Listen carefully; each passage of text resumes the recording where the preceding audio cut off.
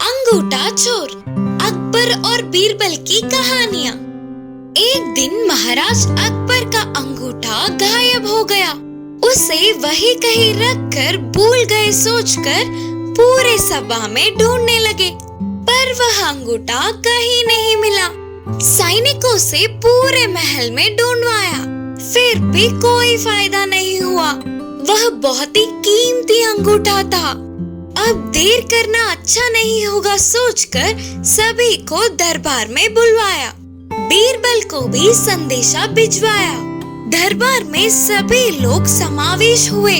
उन सभी से महाराज ने कहा, मेरा अंगूठा नहीं दिख रहा है, वह बहुत ही कीमती है। अगर तुम में से किसी ने देखा होगा तो दे दो, देने वाले को उपहार मिलेगा। कुछ लोग उन्हें कोई अंगूठा नहीं मिला। अंगूठा सच में गिर गया या फिर नहीं करके और कुछ लोग बोलते हुए चर्चा करने लगे। तभी बीरबल दरबार में आए। उन्हें देखकर अकबर ने कहा, बीरबल, मेरी अंगूठी नहीं दिख रहा है। सेवकों ने पूरे जंगल में ढूंढ लिया, फिर भी कहीं नहीं मिला। किसी ने चोरी की है करके मेरा अनुमान है, और चोरी करने वाला हमारे सभा में से ही कोई एक होगा। तुम खोज सकते हो क्या? बोलकर महाराज अकबर ने बीरबल से पूछा। बीरबल 1 मिनट के लिए सोचकर कहा, यह तो बहुत आसान काम है महाराज। चोरी करने वाले की धाड़ी में एक चावल का दाना होगा। सबकी धाड़ी में छान मारी तो चोर को आसानी से ढूंढ सकते हैं। ऐसे सैनिकों ने सभी के धाड़ी को छानना शुरू कर दिया। तुरंत एक व्यक्ति सभा में डरते हुए उसकी धाड़ी को छू रहा था। यह देखने वाले बीरबल ने तुरंत उस चोर को पकड़वा लिया। उसके पास से अंगूठे को वसूल करके उसे दंड दिया। उसके बाद महाराज अकबर बहुत आश्चर्य हो गए और पूछे, बीरबल, तुम्हें कैसे पता चला कि चोर की धाड़ी में चावल का दाना है? महाराज जी, गलत करने वाले को हमेशा डर लगता है। चोरी नहीं करने वाले आसपास देख रहे थे तो ये गलत करने वाला उसके धाड़ी को छू रहा था। बोलते हुए बीरबल ने स्पष्ट किया। ऐसे बीरबल ने फिर एक बार अपनी चतुरता और क्षमता का प्रदर्शन किया। इस कहानी से हमें यह सीख मिलता है कि गलत करने वाला अपने डर को नहीं छुपा सकता। कुएं का पानी। एक गांव में एक जमींदार रहता था। वो बहुत लालची था और किसी की मदद नहीं करता था। अगर किसी की मदद कर भी देता तो उससे सूद समेत सबका हिसाब लेता था। उसके पास एक कुआं था जिससे उसे कोई फायदा नहीं हो रहा था। वो अपना कुआं बेचना चाहता था। वहीं एक किसान भी रहता था जिसे कुएं की जरूरत थी। इसीलिए वो उसे खरीदने जमींदार के पास आया और उसे खरीद लिया। अगले दिन जब वो खेती करने के लिए कुएं से पानी लेने गया तो जमींदार वहां आया और गुस्से से कहने लगा, मैंने तुम्हें कुआं बेचा है, कुएं का पानी नहीं, उसके अंदर का पानी मेरा है। अगर तुम्हें पानी चाहिए तो मुझे पैसे देकर उसे खरीदो। अचानक जमींदार की ये बात सुनकर किसान हैरान हो गया। ये क्या बात है साहब, जब आपने मुझे कुआं बेचा है तो उसका पानी भी तो मेरा ही हुआ ना। अब आपकी ये बात मुझे कुछ समझ नहीं आई। ऐसे ही उन दोनों में बहस होने लगी। जमींदार मानने को तैयार ही नहीं था। जमींदार की मक्कारी बातों से किसान परेशान हो गया था और उसे अंदाजा हो गया था कि क्यों उसके दोस्तों ने इस जमींदार से कुछ भी लेने के लिए मना किया था। जब बात किसी नतीजे पे नहीं पहुंची तो उन दोनों ने गांव के राजा अकबर और उसके मंत्री बीरबल के पास जाने का निर्णय किया। वो दोनों महल में गए और महल में अकबर के साथ साथ बहुत सारे लोग भी थे। बीरबल ने उससे पूछा कि क्या मसला है, तो किसान ने बताया, राजा जी, मैं एक गरीब किसान हूँ। मैंने कल ही इनसे एक कुआं खरीदा था। आज जब मैं उससे पानी लेने गया था तो ये कहने लगे उसका पानी इन्होंने नहीं बेचा, और अगर मुझे पानी इस्तेमाल करना है तो मुझे उसे खरीदना पड़ेगा। अब मैं क्या करूं राजा जी? अब आप ही कुछ न्याय कीजिए। हाँ राजा जी, मैंने तभी भी यही कहा था और अब भी यही कह रहा हूँ। मैंने इसे सिर्फ कुआं बेचा है, उसका पानी नहीं। अगर इसे पानी चाहिए तो पानी को खरीद ले। बीरबल जमींदार की मक्कारी समझ गया और कहने लगा, ये सब सुनकर मैं समझ गया हूँ, और ये सही तो कह रहे हैं। आपने इनको कुआं बेचा है, कुएं का पानी नहीं। कुएं का पानी आपका ही है। बीरबल की बात सुनकर जमींदार बहुत खुश हुआ। कुछ देर सोचकर बीरबल ने कहा, लेकिन कुआं तो इस किसान का है ना, तो उसमें आपका पानी क्या कर रहा है? आप एक काम करिए, अपना सारा पानी इसके कुएं से निकाल लीजिए और इसे खाली कुआं दे दीजिए। जमींदार हैरान हो गया। उसकी अकल भी बीरबल के सामने नहीं चल सकी।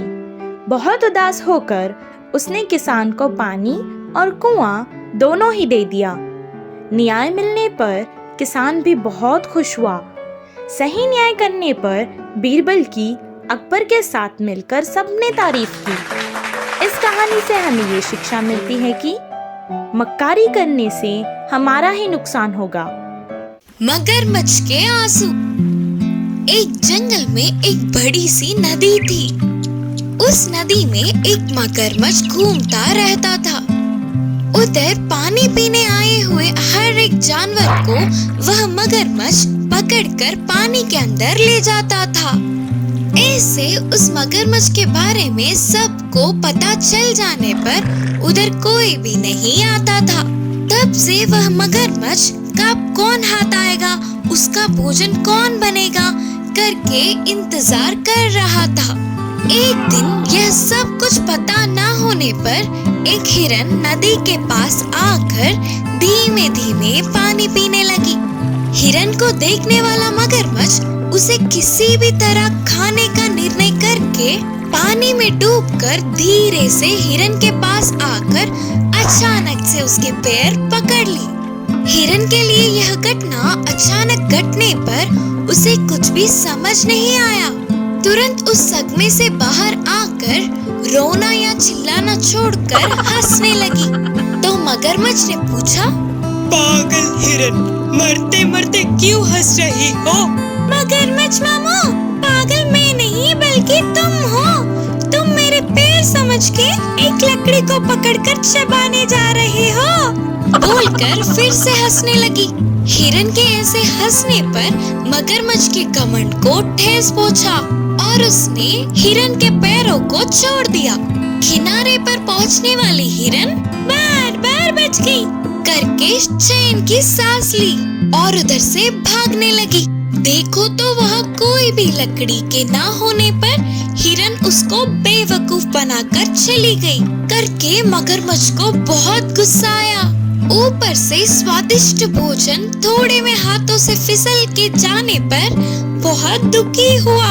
अगले दिन नदी के पास पानी पीने एक लोमड़ी आई। बात ये था कि लोमड़ी और मगरमच्छ अच्छे दोस्त थे।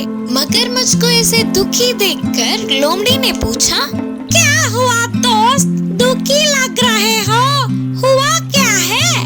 हिरन ने उसे बेवकूफ बनाकर कैसे बच के निकल गई करके पूरी बात बताकर मगरमच्छ ने आंसू बहाए। अरे नहीं, ऐसा हुआ क्या? तब तो दुख होगा ना, लेकिन तुम ये भूल गए कि मैं हूँ तुम्हारा दोस्त।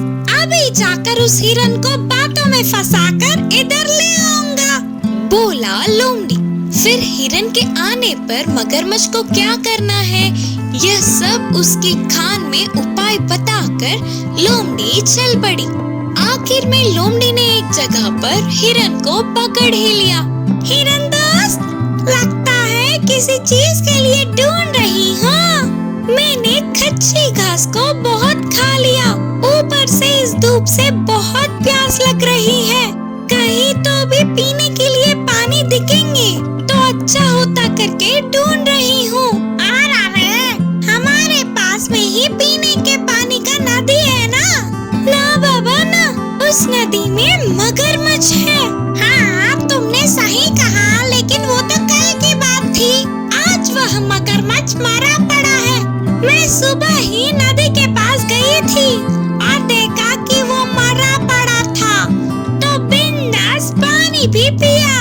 तुम्हारी बात को मैं मान नहीं पा रही हूँ। तो फिर चलो तुम अपने आंखों से स्वयं देखकर पानी भी पी लेना। बोलकर लोमड़ी अपने साथ हिरन को ले गई। हिरन ने दूर से ही देखा कि मगरमच्छ मरा पड़ा था। फिर से पक्का करने के लिए और नजदीक गई तो उसमें कोई भी हलचल नहीं थी। फिर भी हिरन को शक था तो अपनी बुद्धि से बोली, अगर मगरमच्छ सच में मर गया तो उसके मुंह से उफ उफ के आवाजें आते हैं ना। हिरन को मनवाने के लिए मगरमच्छ उफ उफ उफ करने लगा। तुरंत हिरन दूर भागकर बोली, रोको तुम्हारा ये नाटक। मरा हुआ कोई भी जानवर आवाज करता है क्या? मेरे बातों को दूसरी बार मानने वाले मगरमच्छ की मासूमियत से सच में हंसी आ रही है। बाप रे बाप, अभी भी मेरी बुद्धि से बच गई। अब से बहुत सतर्क रहना होगा। बोलकर उधर से झट से भाग गई। इससे मगरमच्छ और लोमड़ी एक दूसरे को देखते रह गए। इस कहानी की शिक्षा है कि उस हिरन की तरह हम भी अपने बुद्धि से काम लेंगे तो कितनी भी बड़ी मुसीबत से बाहर निकल सकते हैं। नाचने वाला बंदर। एक जंगल में एक बंदर था। वह बहुत ही शैतानी था। बाकी के बंदरों से खुद को महान समझता था। हमेशा सभी बंदरों से अपनी तारीफें करवाता था। वह उन सब से महान था ना, तो कभी कभी भीड़ से दूर जंगल में अकेले घूमता था।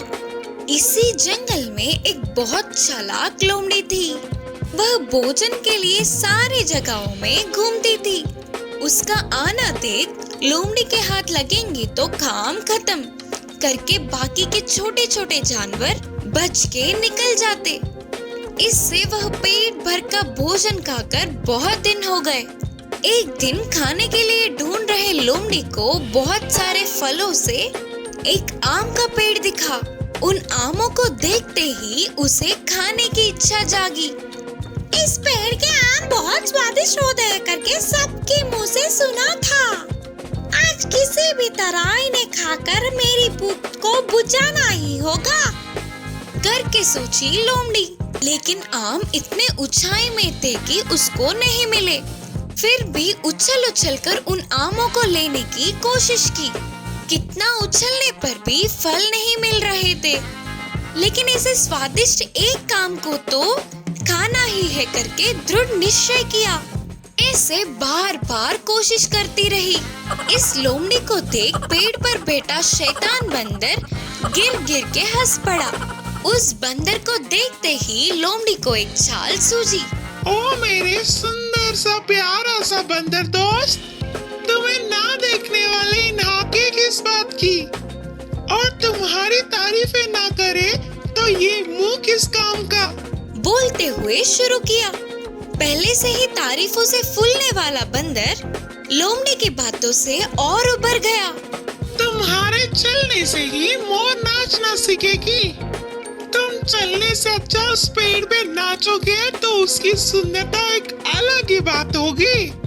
मुझे तुम्हें पेड़ पर नाचते हुए देखना है करके लोमड़ी के बोलते ही वह बंदर खुशी से उस पेड़ पे इधर उधर उछलने लगा।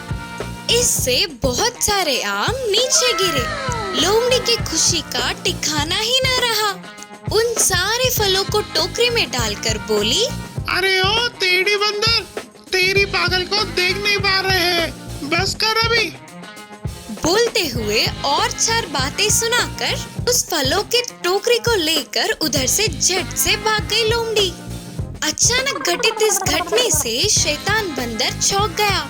इस कहानी की शिक्षा है कि तारीफों से उबरना नहीं,